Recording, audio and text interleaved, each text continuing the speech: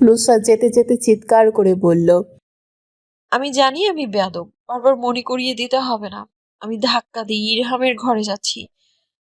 আজ একসাথে group class করব। সৌরভী আর সাদিয়াও আসছে। সকাল থেকে নাজমিন বেগম নুসরাতের পেছন পেছন ঘুরছেন। নুসরাত কারণ জিজ্ঞেস করার পরও কোনো উত্তর দিচ্ছেন না। নুসরাত ভার্সিটিতে যাওয়ার জন্য কাপড় বের করে ওয়াশরুমের দিকে গেল। নাজমিন বেগমও তার পেছন পেছন গেলেন। নুসরাত ওয়াশরুমের দরজার সামনে গিয়ে দাঁড়িয়ে পড়ল। পেছন ফিরে মায়ের দিকে তাকালো, এক ভ্রু তুলে জিজ্ঞেস করলো কি। নাজমিন বেগম না করলেন কিছু না। নুসরাত নাজমিন বেগমের এমন আচরণ দেখে বিরক্ত হলো। আম্মা, কি হয়েছে? নাজমিন বেগম আবার বললেন। কিছু হয়নি। নুসরাত প্রচুর বিরক্ত হলো, মুখ দিয়ে কিছু অদ্ভুত শব্দ বের করে বলল, আম্মা, তুমি কি এখন আমার সাথে ওয়াশরুমে যাবা? আমি কাপড় কিভাবে বদলাবো তা দেখবে? ছি, না। আমি কেন তোর সাথে ওয়াশরুমে যাব? তোর কেন মনে হলো আমি তোর সাথে ওয়াশরুমে যাব? তাহলে আমার পেছন পেছন ওয়াশরুমে দরজা পর্যন্ত আসার মানেটা কি? আসলে ভার্সিটি থেকে একটু তাড়াতাড়ি আসিস। কেন? তাড়াতাড়ি এসে কি করব? ইস্টাতকে দেখতে আসছে আজ। তো কি হয়েছে? আমাকে শেষ করে দে। আচ্ছা, বলো। একটু কাজে সাহায্য করবি, তাড়াতাড়ি চলে আসিস আমার সোনা মেয়ে। পারবো না আসতে, আমার প্রচুর কাজ আছে ভার্সিটিতে আজ। নাজমিন বেগম কিছু একটা ভেবে বললেন, আর যদি ভার্সিটি থেকে তাড়াতাড়ি চলে আসিস তাহলে তোকে টাকা দিব। টাকার কথা শুনতে লাফ দিয়ে নাজমিন বেগমের কাছে আসলো নুসরাত, মুখে হাসি হাসি করে বলল, আম্মা, কত টাকা দিবা? 120 টাকা দিব। নুসরাত কপাল কুঁচকে তাকালো। নাজমিন বেগম বুঝলেন এই টাকায় হবে না, আর একটু বাড়িয়ে দিয়ে বললেন, আচ্ছা, 400 টাকা দিব। হবে? এর বেশি দিতে পারবো না। রাজি থাকলে বল। নুসরাত মিচকা শয়তানির মতো মুখ বানিয়ে ঠোঁটে ঠোঁট চেপে হাসলো, যার মানে সে রাজি এই প্রস্তাবে। নাজমিন বেগম বললেন, দেরি হয়ে যাচ্ছে না ভার্সিটি যেতে?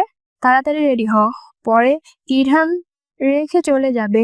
নুসরাত তড়িঘড়ি ওয়াশরুমে ঢুকে দরজা বন্ধ করলো। ওয়াশরুমের ভেতর থেকে চিৎকার করে বলল, আমার নাস্তা দাও। নাজমিন বেগম বললেন। ইরহাম আর নুসরাত ভার্সিটি যাওয়ার পথে বাইক নিয়ে একটা ছেলে এসে তাদের পথ রোধ করলো। নুসরাত প্রচন্ড রাগান্বিত হয়ে তাকালো ছেলেটার দিকে। মাথা থেকে হেলমেট খুলে ছেলেটা চুল দুদিকে ঝাড়া দিল। কি ভাই, বাইক কেন থামালেন আমাদের সামনে? অন্য জায়গায় পাননি বাইক থামানোর জন্য? আর আমার মুখের উপর এসে চুল ঝাড়া দিলেন কেন? আর জায়গা খুঁজে পাননি? আমার সেনসিটিভ নাক এখন পিটপিট করছে। আজাইরা মানুষ একটা, কাজ নাই কাম নাই, আমার নাকের বিনাশ করে দিলেন।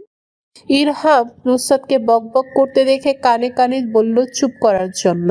নুসরাত ইরহামের পায়ে লাথ দিয়ে বলল, তুই তো পুরুষ নামের কলঙ্ক। তোর বোনের উপর গাড়ি তুলে ফেলছে আর তার প্রতিবাদ তুই থাকতে আমি করছি। আবার বলিস আমাকে চুপ করার জন্য। আজ বাড়ি গিয়ে তোকে কিভাবে সাহায্য করি দেখিস তুই। ইরহামকে শাসানো শেষে নুসরাত বলল, হ্যাঁ, কি যেন বলছিলাম? ছেলেটা কানে হাত চাপা দিল। নুসরাতকে উদ্দেশ্য করে বলল, শালিকা, এত কথা বলো না।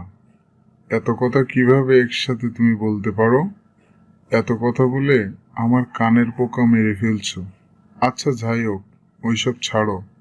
তোমার বোন কোথায়? ভার্সিটিতে আজকাল দেখা যায় না। নুসরাত নিজের তর্জনী আঙ্গুল তুলে বলল, এই ছেলে, এই তুমি আমার বোনকে দিয়ে কি করবে? ও ভার্সিটিতে গেলে যাবে, না না গেলে নাই। তোমার কি দরকার ওর সাথে? কিছুটা অবাক হওয়ার ভান করে বলল ছেলেটা। তুমি জানো না শালিকা, তোমার বোন তোমাকে বলেনি? আচ্ছা, না বললে কি হয়েছে, আমি বলে দিচ্ছি। ও আমার ভবিষ্যৎ বাবুর আম্মু লাগে, আর তুমি আমার শালিকা। নুসরাতের মাথা প্রচন্ড গরম হলো। হাতের কাছে কিছু থাকলে ছেলেটার মাথা ফাটিয়ে দিত এখন। এমনিতেই লেট হয়েছে তার বাসা থেকে ভার্সিটির জন্য বের হতে, এর মাঝে এই ছেলে আরো পেঁচাল শুরু করেছে। নুসরাত হালকা ঝোঁকে ছোট্ট একটা পাথর হাতে নিল। নুসরাতকে এভাবে হঠাৎ ঝুঁকতে দেখে ছেলেটাও ঝুঁকে তাকালো নুসরাতের সাথে। যখন দেখলো নুসরাত ছোট ছোট পাথর তুলছে, ছেলেটা বুঝে গেল ওর উপরে পাথরটা মারা হবে। বাইক স্টার্ট দেওয়ার আগে নুসরাত ছোটখাটো পাথরটা ছেলেটাকে ছুঁড়ে মারল। পাথরটা ছেলেটার চোখের কিছুটা উপরে পড়ল। নুসরাতকে আবারও ঝুঁকতে দেখে বাইক টান দিয়ে চলে যেতে যেতে বলল, যেমন বড় বোন তেমন ছোট বোন। আয় হায়, আমার চোখ ফাটিয়ে দিলে শালি। নুসরাত হাত ছেড়ে বিচ্ছিরি গালি দিল। ইরহামের বাহুতে থাপ্পড় মারল। ইরহাম থাপ্পড় খেয়ে হাত দিয়ে বাহু ঘষল। নুসরাত বলল, তুই ভাই নামের কলঙ্ক, ছেলে ছেলে নামের কলঙ্ক তুই।